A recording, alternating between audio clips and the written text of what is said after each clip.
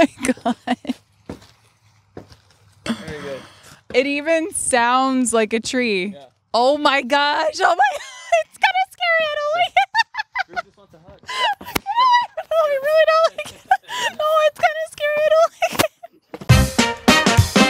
it. So today we're sitting down with one of the top cosplayers in the world, Brandon Hillock at Fanboy Brandon, right, on Instagram. Yeah. So how long have you been doing cosplay?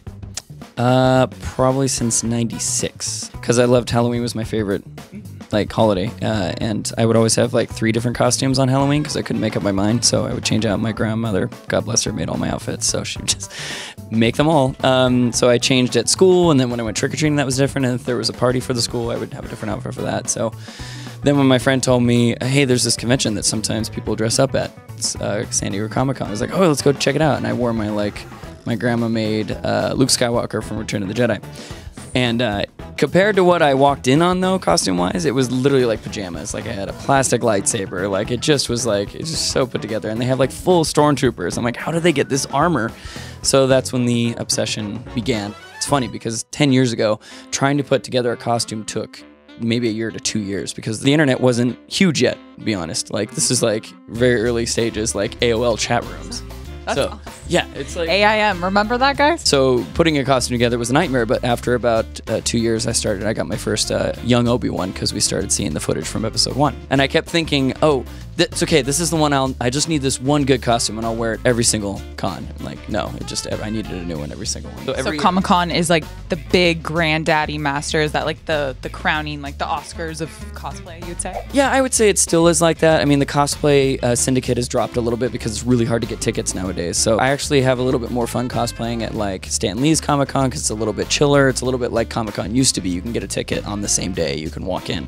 Whereas Comic-Con, it's like winning the lottery to try and get in there now. So, yeah. But you got in because you're a famous cosplayer. I did get in. I get lucky with that a little bit with the professional badge. So, yeah. Well, like what inspires you to pick a character? Well, if I've seen the movie and I get really into it and everything like that. But nowadays, I turned it, into my job. And your company is called Character Masters, right? Yeah, Character Masters. You can go to charactermasters.com. Huge Yelp reviews. It's nuts now. So, like, I've been doing that for 10 years because when I was cosplaying and got the role of Captain Jack Sparrow at Disneyland, that was the beginning of like first time getting paid to do a character. And then I actually did do Hollywood Boulevard a couple times. That's dope. Yeah. So, well, here's the funny thing. The funny thing about Hollywood Boulevard is I made more money in a day there than I did at Disneyland. So if you pick a character that's good and it's hot and it's during the summer when it's like tourists are there, I made $500 a day. Like, it just once. It was dirty and it was hot and I'll never do it again. But I mean, there's actually good money to be had out there. That's why there's Disney, hope you're not watching. You know nothing. But yeah, so I did that. And then after, when I was doing Captain Jack at Disneyland, there were people that worked at Disney that heard I had my own outfit and were like, hey, would you come to my kid's party?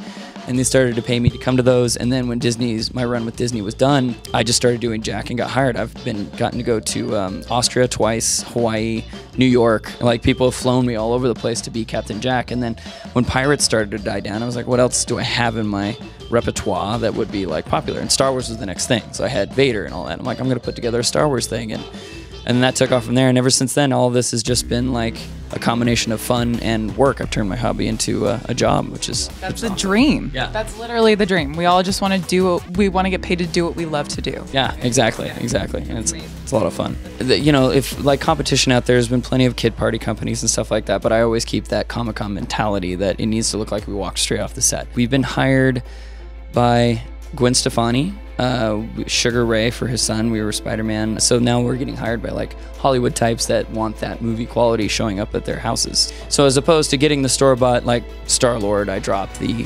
$2,500 on getting everything as accurate as possible. Like the helmet's $700, the coat's like I said $12, and it's just like it gets up there. I mean, and it's eventually they some of them make their money back, some of them don't. I bought the R2-D2, so a remote controlled R2-D2 to enter parties, but I've always R2's been my favorite character since I was 2, so I really wanted R2 since I was like 2 years old. So now I justified it, but yeah, everybody wanted him, so he made his money back, which is nice. He's $10,000.